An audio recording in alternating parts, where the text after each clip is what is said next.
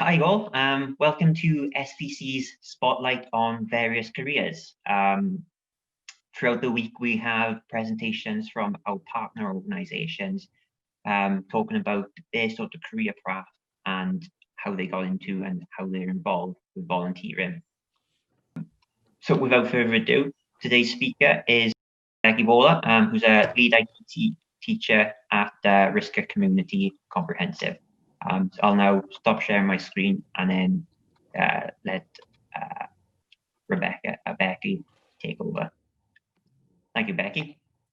Okay, so let's do this. Oh, sorry, I'm jumping all over the place here. No worries at all. It's better. Perfect. Okay, so just move that. Okay, so I wanted to just give you a quick overview on teaching from the point of view of a teacher. I've done some work with students from SVC in the past at my current school, and I know that one of the sort of the big areas that SVC work in is getting support into schools and to students. And a lot of students coming through universities think of teaching as a potential option. So first of all, what is it not like? Well, it's not this. It's not, you know, that calm, ordered, hands in the air sort of atmosphere. Most definitely not.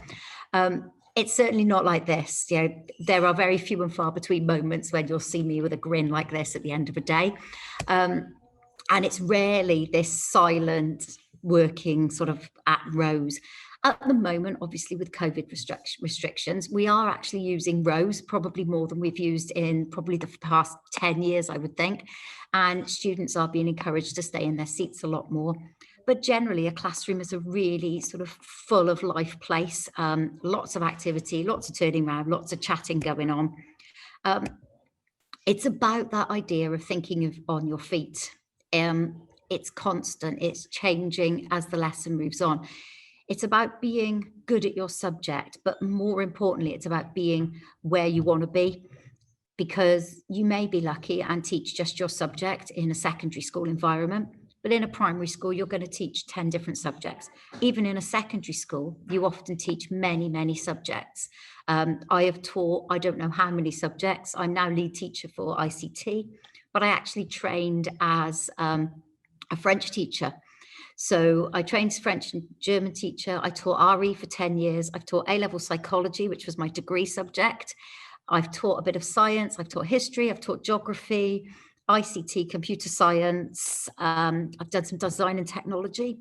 So it's about being passionate about education rather than just as your subject. And I believe it was Dylan William, who's one of the big educational writers, who made a comment about the fact that, you know, PGCE student teachers should be asked whether they're passionate about teaching as a concept as opposed to teaching a subject. Because if you're too passionate about your subject, you'll get quite disheartened quite quickly, because some students will not like your subject. Whereas if you actually like teaching, then you get to grips with the whole student sort of process. Within a lesson, it's a reasonably fast pace changing situation all the time. Even pre-COVID, 30 different students in a room, all with their own different ways of learning, their different things going on in their lives, and you have to adapt and move with it. You need to have what's known as the plan A to Z. It's not just to have a plan A, and it's not having a plan B as your backup. You need a C, a D, and an E every lesson, every day. You sit, you plan, you know that that plan won't happen. It won't happen exactly as you planned it. And you have to very, very quickly realize that that's not a fault of yours. It's not a fault of the students. It's just that we're dealing with human beings and we're not dealing with teaching robots. It's the way it is. Things need to be different and things need to change. And, you know, simple things like there being a wasp in the room can literally change a class from being calm and settled to being all over the place and then trying to bring them back to your lesson.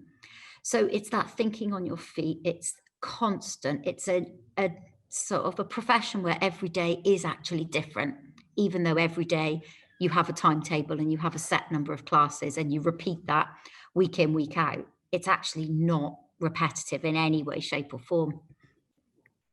It's about the tools that we've got. And for me, obviously with IT, one of the big things is using the digital tools. We have the digital competency framework in Wales. Teachers need to be digitally competent. We need to get students to be digitally competent. We also need students to be literate, and we need them to have numeracy skills. We're moving into a new curriculum in Wales where things are going to be shaken up and done in a different way again. So it's about looking at the tools that you've got at your disposal, looking in your classroom, looking at the technology that you've got available to you, and making it work and hoping it works. We've had 4 weeks since we've come back from half term where half of our IT has not worked. So it's a constant juggling act. And that doesn't just happen in IT lessons. There are times when you go into a room to teach a normal lesson of English or history, and something happens and you have to change what you're doing. But above all, it's about having that passion for those children in front of you and actually thinking what you're doing is changing their life. You're changing what they will do in the future. They might pick your subject, which is great if they do. They might never want to talk about your subject ever again and absolutely despise everything that you do. We have students like that, who absolutely don't like, I'm not doing IT, it's rubbish, from the minute they walk in the doors. But either way, it's about being passionate and compassionate about the students in front of you. It's also about the admin. And this is sort of, you watch all those lovely adverts on the, can you teach adverts from the teacher training agency. They don't really talk about this side of it. It's the going home and doing the planning. It's doing the marking. It's whatever system your school is doing for marking and feedback and what we now call DIRT, which is directed improvement and reflection time, getting the students to think about what they've learned.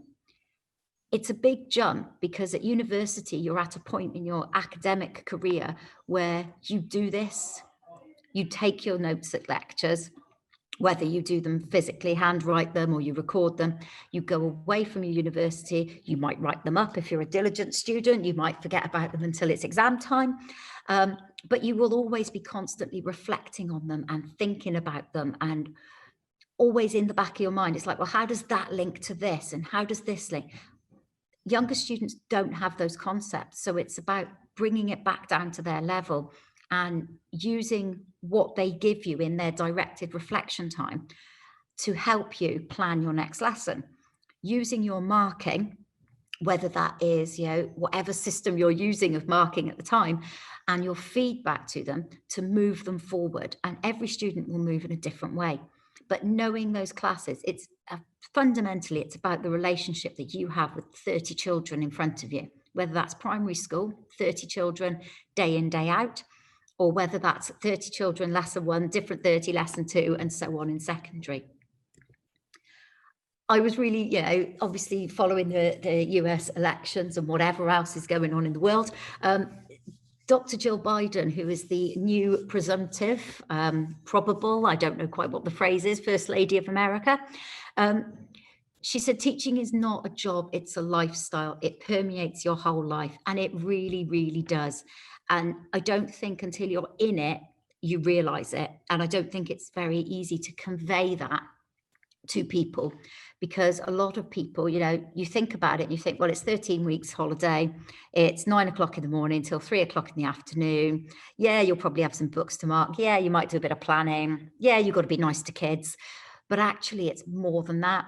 This evening, I've got a training session at 7 o'clock. On Thursday, I'm doing a presentation about some digital skills at 7 o'clock. It's, you can take it to take over your life if you want, I guess, like any other job. But to be a teacher is very different than to be a worker in an office or to be a plumber. It's something that you never really switch off from. And particularly people thinking of primary school, you go in and you look at, go to IKEA and you buy resources for your classroom before you'll buy things for your own house, because like, oh, that would be really good for this project we're doing.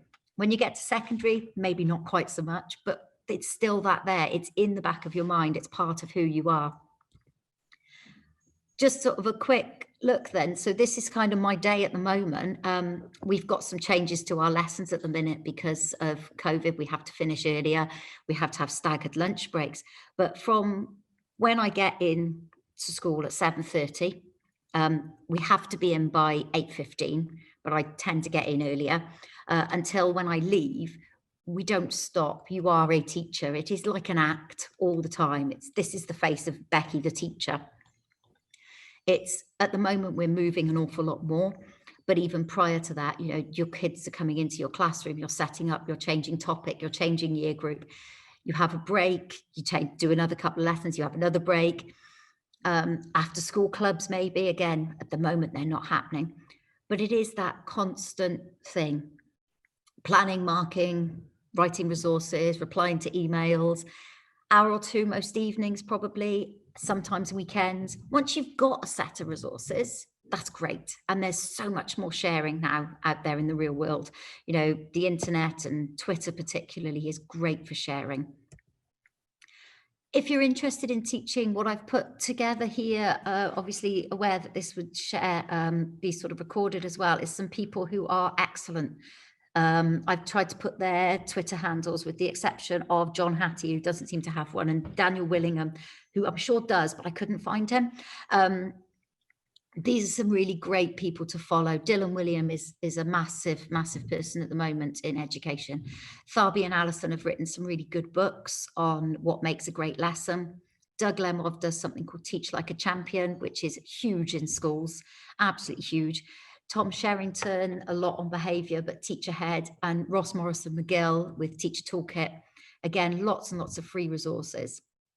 We've got Daisy Christodoulou and Lucy Crean, who are really sort of thinking about education now and what makes education great and what makes good education systems, and also with Daisy Christodoulou, the myths of education.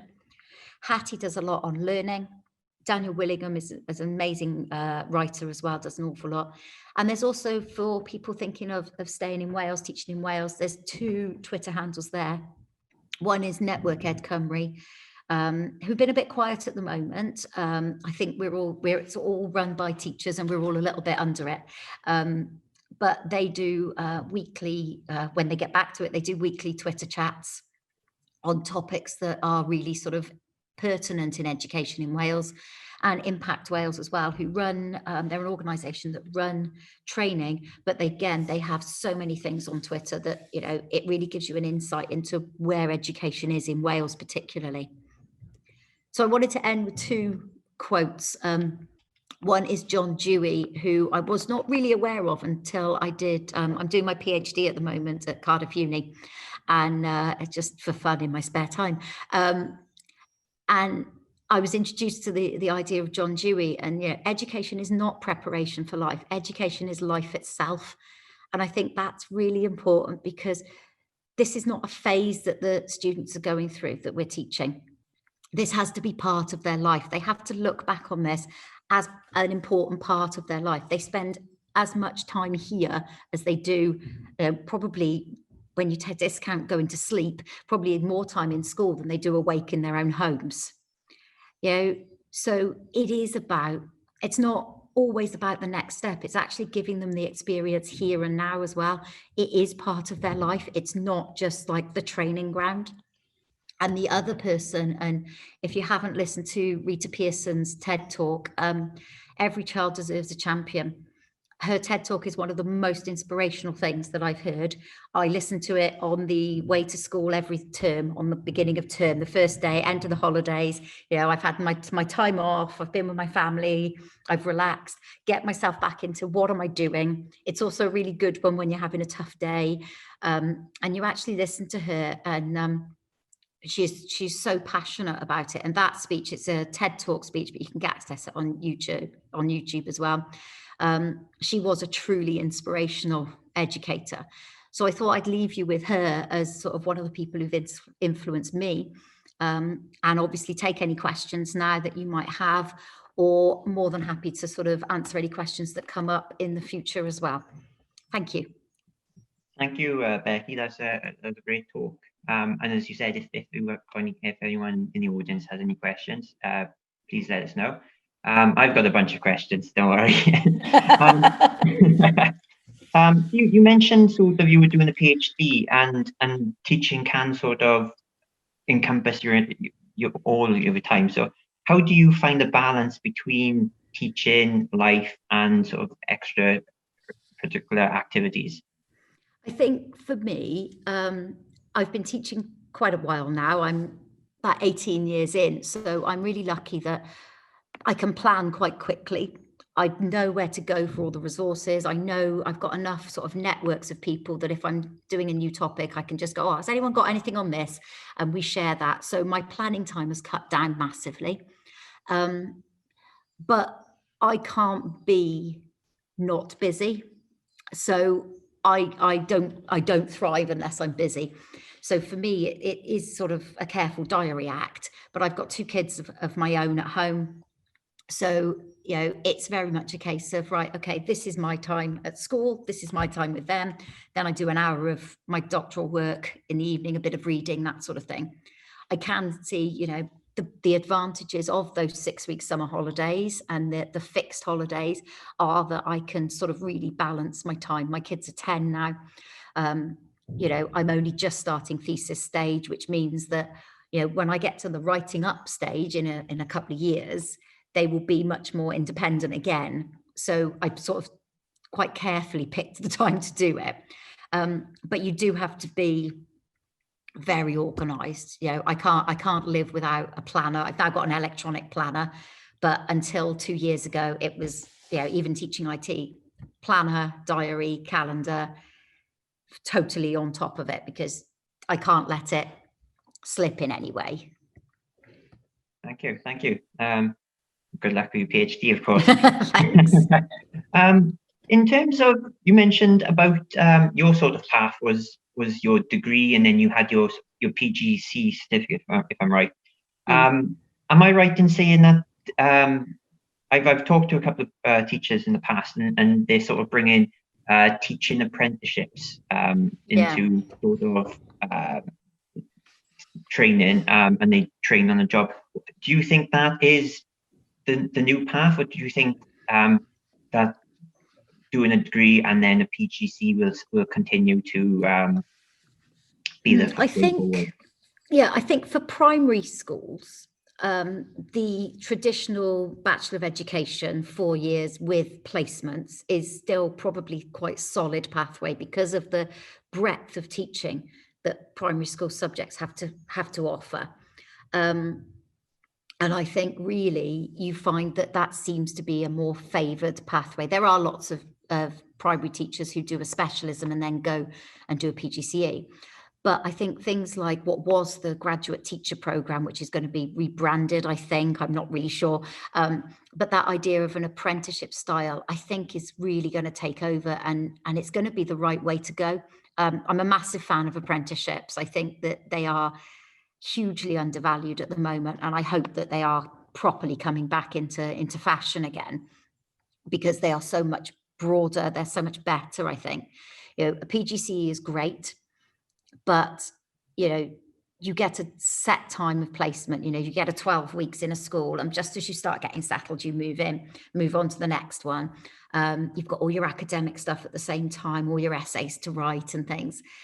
But actually an apprenticeship and the GTP style system allows you to really immerse yourself into a school culture. You get paid as well, which is a massive bonus. And it does attract people who are maybe older, people who have maybe had other careers or spent a couple of years after university doing voluntary work or something, because they, at that point, want the pay.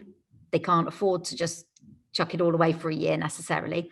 So that gives them a bit of financial security. And also, I really do believe that if you're being paid to do a job like teaching, even as a trainee teacher, you're going to give it your all. I've mentored PGCE students and some have been excellent and some have just been doing it because, well, you know, I finished university, I'm not really sure what to do. The training's kind of paid for. I don't have a job yet. I don't have a mortgage yet. What have I got to lose? Whereas I think apprenticeships are a better way of doing it. I've got a second in department here at RISCA, and she did GTP up in North Wales. And, you know, she walked into this new school. She moved from North Wales to South Wales. Complete change. None of her family lived down here, into lodgings, and walked in. And within 3 weeks, her relationships were built, and she knew what she was doing because she'd had that breadth of experience that only the GTP or an apprenticeship style can give. Yeah, great. I think I agree with you. I think apprenticeships are sort of the way forward. I think they do give you hand-on experience while sort of learning on the job, which all the jobs entail anyway. Do you know the new curriculum, has it affected your sort of the resources that you've already had? You mentioned that if you're learning a new subject, you can sort of ask of colleagues for some sort of resources. Has the new curriculum sort of affected you? Has it sort of caused you to change any of your resources, or was it sort of all in line with everything anyway? Well, at the moment, schools are all in what's known as the implementation phase. So the curriculum doesn't start until 2022. And next September, so September 2021, is when we start sort of trialing things formally.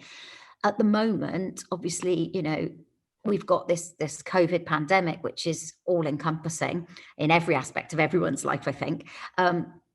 So all the sort of the planning and things is not really happening maybe as fast as we thought it would, which means that every school is developing in its own way at its own speed.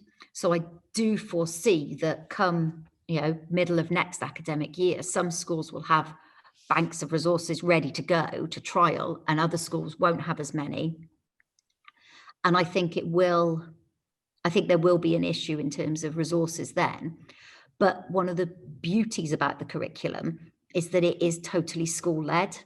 So if you, as a humanities department, really, really, really want to teach, post-1914 Russia, and you've got the resources, then you're fine, because you can tailor it to your interests. Whereas at the moment, you've got your set things that you have to cover.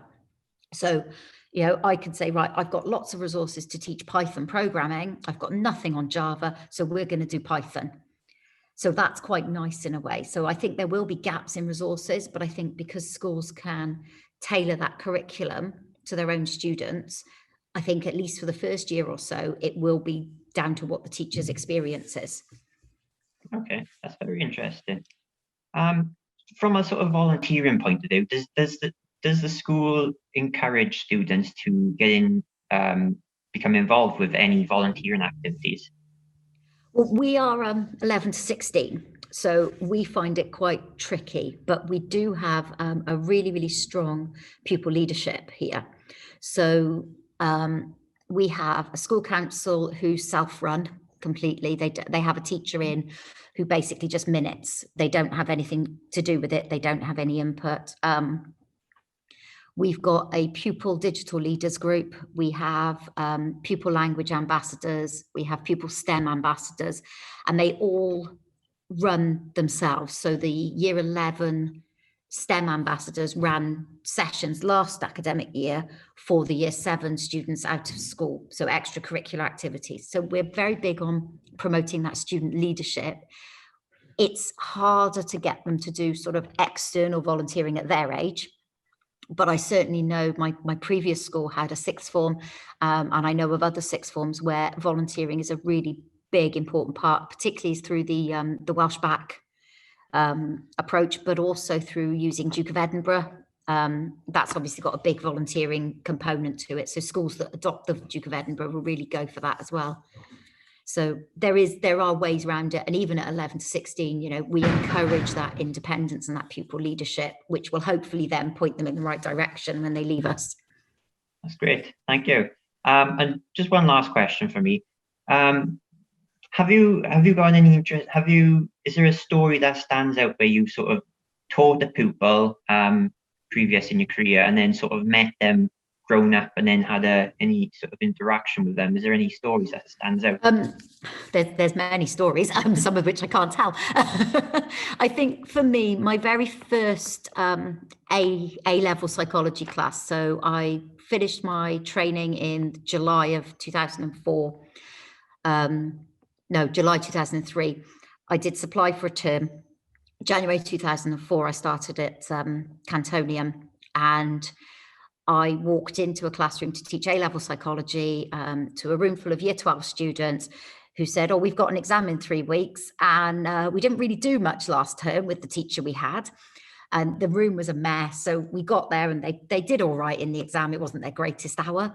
But of that class, one of them is now godmother to my children. We've kept in touch, we kept in touch after she left. And then the other one actually took his psychology that he started obviously with me. He went to Cardiff Uni, did psychology. He's now a doctor in neuropsychology at Cardiff University. So, that first cohort for me will always stand out as being particularly important. They've all achieved in their own way. But, one of them taking my subject and going on to do doctorate work and things. And I think you always get students like that. There are other students who are, well known for various other reasons around the local area.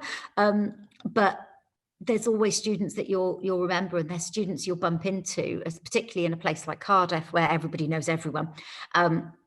You'll bump into people and they go, oh my goodness, it's you. And, it's just nice to have that contact. I was in London at a conference. I bumped into somebody that I taught, and, she was in my form class, and she's now works for Public Health Wales. And, it's that sort of thing to be able to turn around and go, do you know what? I did make a difference with these students. And even the ones who struggled in school, that you played a little part in their journey of getting them through. And for so many students, the idea of school is not great. And they've got a lot going on in their lives, particularly in the 2 schools that I've taught in. They're not affluent areas. They have a lot going on. And I really, for me, it's about those types of schools and those types of students that makes a massive difference, because I feel like that's where I really can do my best work. Don't get me wrong, there are others who I never want to see again. And they probably feel exactly the same about me. But it's that relationship building where you look back and you'll bump into somebody and go, oh, I remember you doing this. I remember this lesson. It was important. It made me do this. And you don't get many, but the ones you get are really important. Yeah, those are some great stories. Thank you. And thank you for sharing them with us. If there's any, there's no message on the chat, so we'll probably close it. We'll probably leave the meeting there. But as I said, if anyone does think of anything before, afterwards, or if anyone sees this video on Flipgrid, wants to post a message, please do, and we will try and get back to you. Thank you, Becki, for sort of staying after school. That's all right. To give us this presentation, and I'm looking forward to hearing any comments in the future. So thank you, and I think we'll leave it there. So okay. So long, and thanks very much. Thanks. Bye-bye. Bye.